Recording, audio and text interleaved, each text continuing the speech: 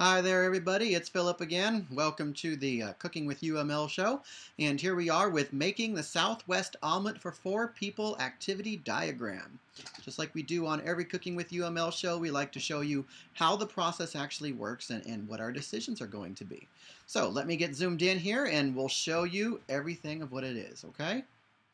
So as we can see here, we have our start, and then we're going to come down here to chop 1 yellow onion to obtain 1/2 cup.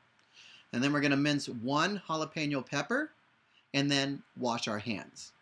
And then measure 1/4 cup bacon bits, chop 1 small red tomato, and then we come to our first decision node. We can either add avocados or not add avocados. For the sake of the demonstration, we'll add some avocados, which we'll call our slice 1 green avocado into 1/2 inch square function. That starts as insert knife perpendicular to the base, holding horizontally.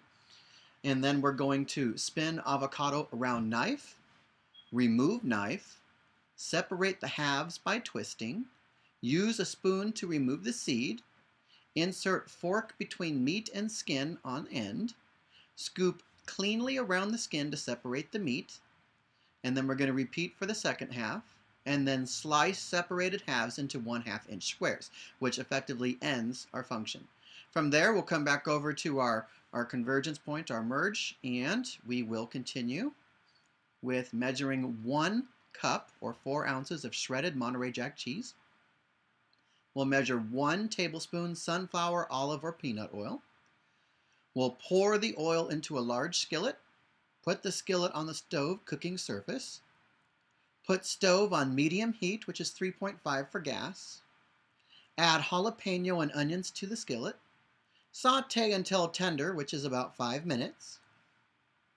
And then we'll come and crack 6 eggs into the bowl. Discard shells into the trash. Beat the eggs until they are mixed. Pour egg mixture into the skillet. And then finally stir until mixed with the contents of the skillet. And from there, we come to our cooking process, which is reduce heat to low, which is 2 for gas. We cover the skillet. As you can see, these are red, so these are the cooking parts.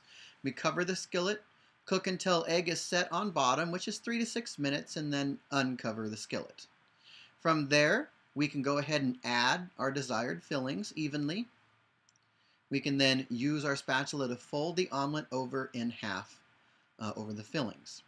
So now we have our first major set of filling decisions, which is to add salt or not add salt. If we wish to add salt, then we'll add a pinch of salt evenly to the skillet and come down to our merge. And then we can choose between adding pepper or not adding pepper. If we wish to add pepper, we can add a pinch of pepper evenly to the skillet and come to our merge. And then that'll bring us up and over to the next part of our cooking method, which is to cover the skillet.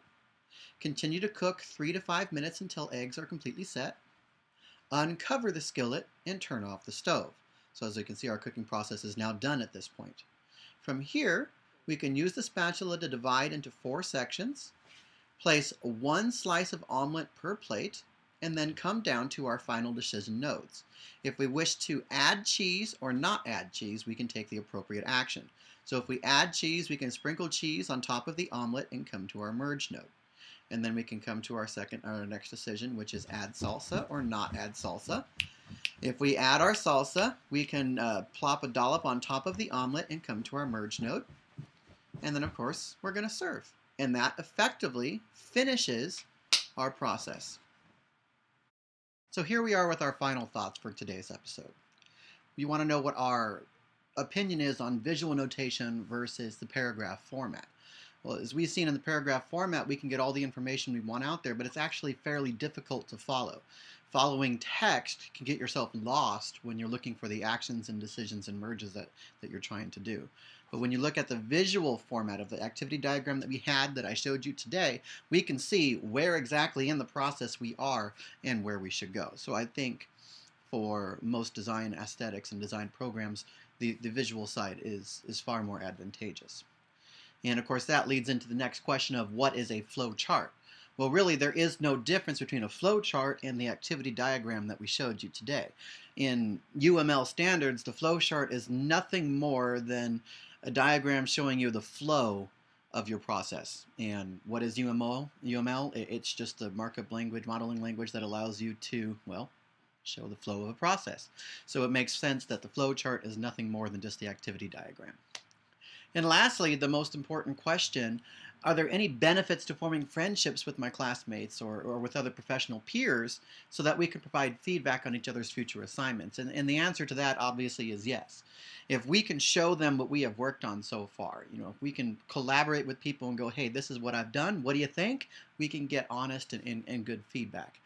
Instead of just the, hey, everything's great, hey, everything's wonderful, hey, that's a little off, or this just doesn't look right.